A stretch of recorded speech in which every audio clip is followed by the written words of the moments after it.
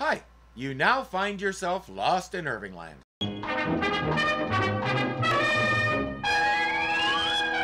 Last time, the Jupiter 2 crew had located the planet with the same gravity as Earth. They planned to land and make some much needed repairs to the ship. But to make sure it's safe, standard protocol says send the robot down first to assess the environment and make sure humans can live there. But there's a problem with the robot. We can't let them drop you over the side, can we? You're far too valuable to me right here. But don't you worry. As long as you remember to accept orders from my voice only, we'll be all right. And that's not all. I think it might be wise for you to periodically check on my safety in the future. Shall we say, every hour on the hour? He convinces Dr. Robinson that the robot is malfunctioning, so of course Robinson himself will have to go. He has little jets on his arms, and that's supposed to get him safely through the planet's atmosphere and give him a soft landing. Seem to be heading for what looks like crater vegetation. You're at 40,000 and accelerating too fast. Fire parajets. Not yet. Closer. Better chance to observe. You're at 10,000 feet. Fire parajets to decrease acceleration. Roger. Firing parajets. If he can still see the whole planet at 10,000 feet, the planet is the size of a basketball. But it has the same mass as Earth, so it must be made of heavy stuffium, harder than nylanium and with the opposite properties of obsidian. He keeps accelerating, but his jets are out of fuel. Smith is the only one who doesn't seem surprised by that. I wonder why. The ship loses contact, and we have to assume Dr. Robinson is dead. Don has a fix on where he most likely landed, so on the next orbit he'll land the ship there and they'll go look for him, or at least the splatter he made. While Don is working on that, Smith is being Little Mary Sunshine. With the loss of some 200 pounds in weight. I trust 200 pounds is an honest estimate. With the loss of this excess weight, we now have a reasonably good chance of making our way back to the green hills of Earth. There are no adjectives vile enough to describe this guy. He wants to go looking for Earth instead of landing. He demands they put it to a vote. Obviously, he's outvoted. Not quite yet. I have a proxy. Come here.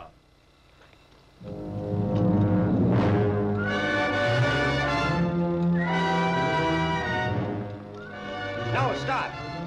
Go back. He uses one of the space helmets to demonstrate the robot's strength and says, I can have him do that to you. Now you will fire all rockets, and we shall leave this vale of tears and head back to Earth.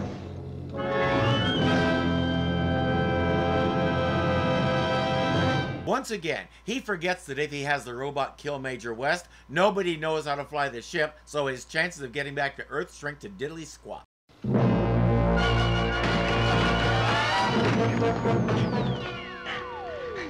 Marine, the stabilizer.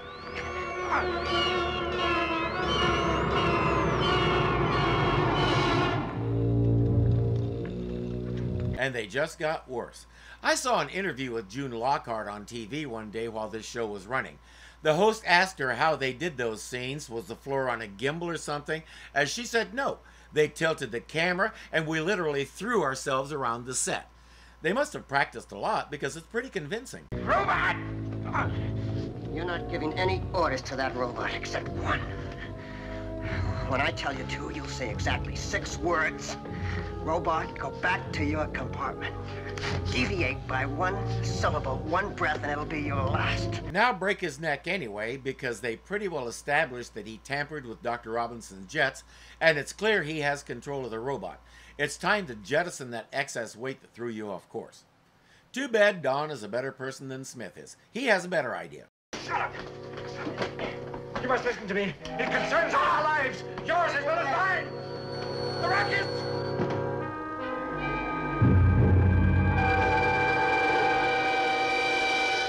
Good idea. If you ever do get back to Earth or Alpha Centauri, he won't have aged any, so a life sentence will be even longer. Smith was trying to tell them that he tampered with the ship's controls. They're finding that out now. The family gets strapped in, Don sets the controls and puts himself in a freezing tube.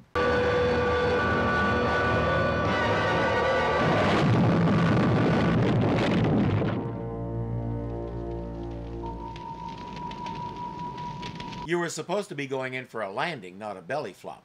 Then again, their ship is on land and stationary, so I suppose technically that was a landing. Oh, wow, what a landing. Well, at least we're all in one piece. Oh, my. Penny? Here, up you go. Penny jumped up and said, "Again!" Our Penny is very different from the self-absorbed brat in the movie. She's not a teenager, she's not even a preteen. She's a child. She still likes to play with her little brother, she asks childish questions, and she's curious about what the heck Judy and Don are doing in their spare time, but she's also embarrassed. She's innocent.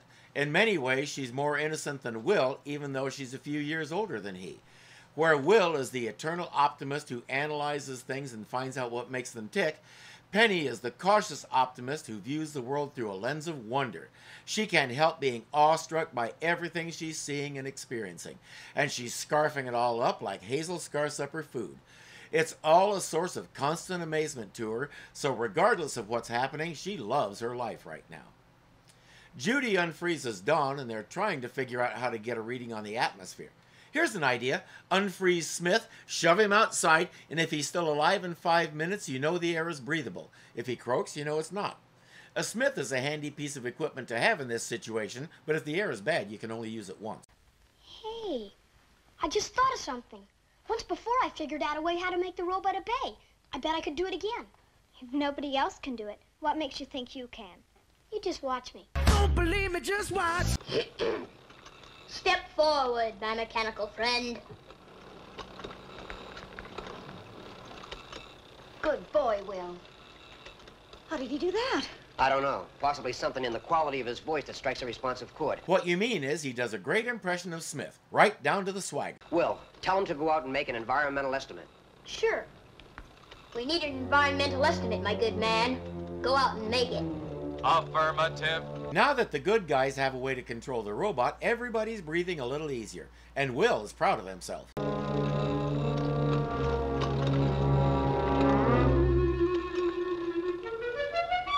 Gotta love sibling rivalry. The robot has everything, including little drills in his feet that can take core samples and he can analyze them on the spot. Basically, he's an oversized version of the rovers we've been sending to Mars, that also talks. Radiation content of soil, negative. Atmospheric pressure, 22 pounds per square inch.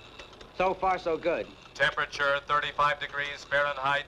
Air composition, nitrogen, 83% by volume. Oxygen, 15.5% by volume. That's a little thin. Our air is 21% oxygen, but it's breathable and cold. West tells everybody to bundle up.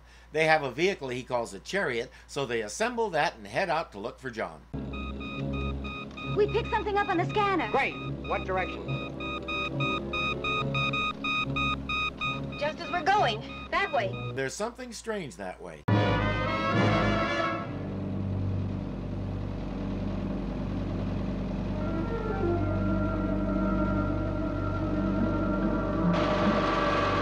They call this the suddenly jungle because it's just suddenly there when you need to show somebody driving through a jungle. They're right on top of the signal they were following, so Major West gets out to investigate. There's a bush moving. Maybe it's John.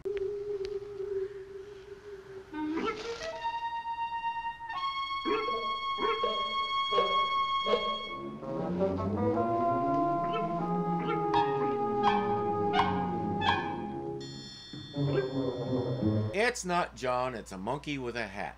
He'll take it back to Penny. Leaving it alone isn't an option. He's decided the monkey was the source of the infrared signal they picked up. The camera knows differently.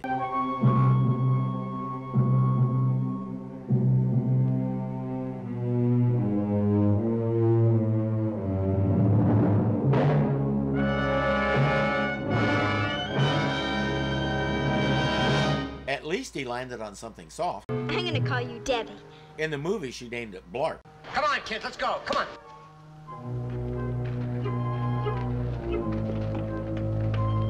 John, if you can hear me, we've all landed. And everyone's safe. And we're searching for you now. If he can hear her, that means his radio is still working. You can hear me. We've all landed and everyone is safe and... Unless it does that. Then it's not working. There's still a blip on the scanner, so it wasn't Debbie. Major West heads out again. John! John, you all right? I think so. There's something weird going on down here. The whole face of the cliff, it's charged with some wild electrical force. He calls Maureen and says, send the robot with some rope. Take this rope up to Dawn. You've got to help my father. Fetch the rope and do what you can for the old boy.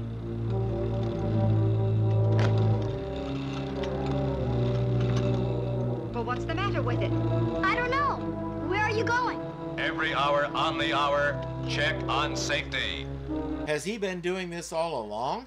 As far as we know, this is the first time he's carried out that order, which means all that stuff happened in less than an hour. I find that a little difficult to believe. With the robot malfunctioning, Judy grabs the rope and takes it to Dawn.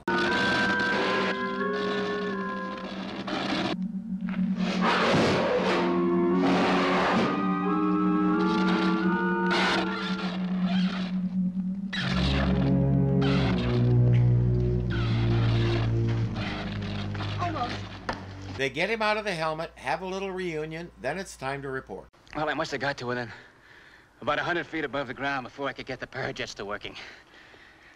I fell into that pit and just caught hold before I passed out. How is everybody? Well, everybody's fine. We had a bit of a rough landing, too, though. We had trouble with our rockets, too. Same as you. Dr. Smith? Uh-huh. Don explains what he did with Smith and says, don't worry, he's under control.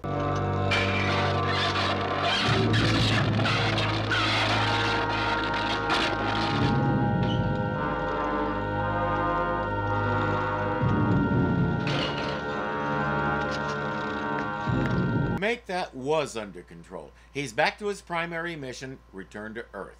While he's prepping the engines, the rest of the crew is on their way back. Don!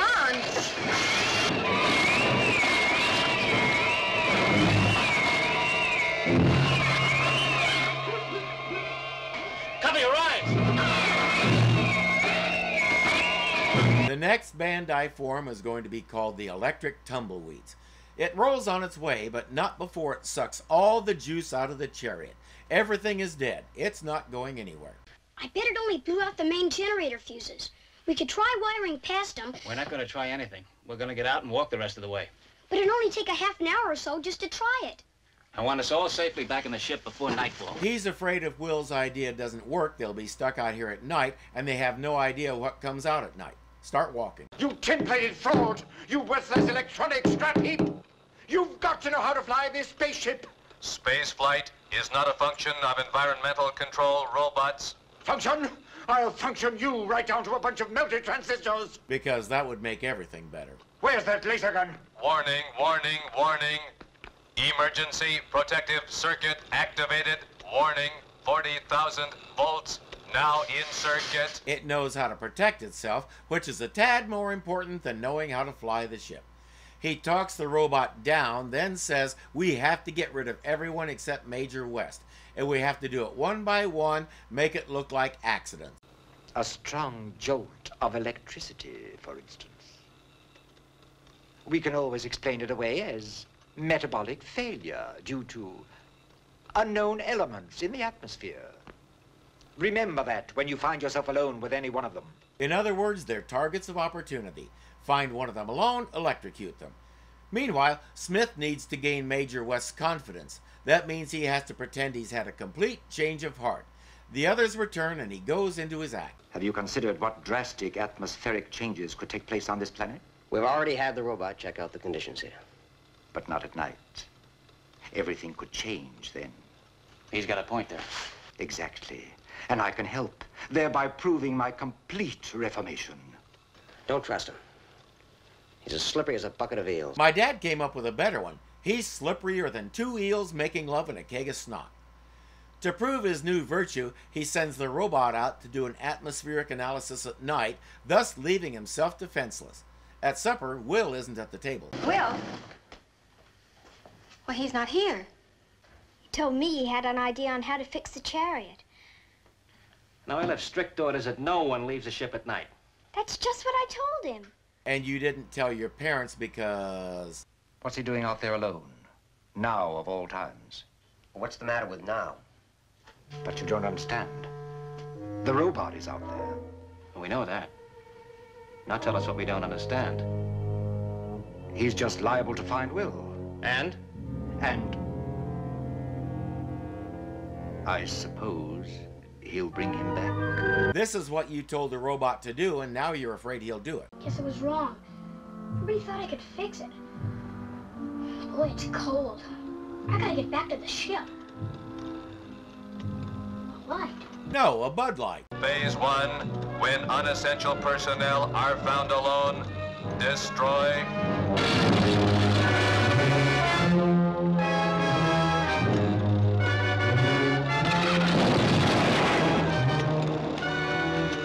Go back! You hear me? Go back! Use your Dr. Smith voice and hurry. Cliffhanger achieved. Or should I say chariot hanger achieved. They're dubious about Smith's reformation, and if the robot kills Will, that'll prove he's faking it. He needs to get it through his head that nobody knows where Earth is or how to get there. That's why they're lost. The name of the game right now is survival. And if he really plans to kill off the whole family, I hope either he or the robot knows how to cook. I know, the robot is about to cook Will. That's not what I mean, and you know it. I'll see you next time we get lost in Irvingland.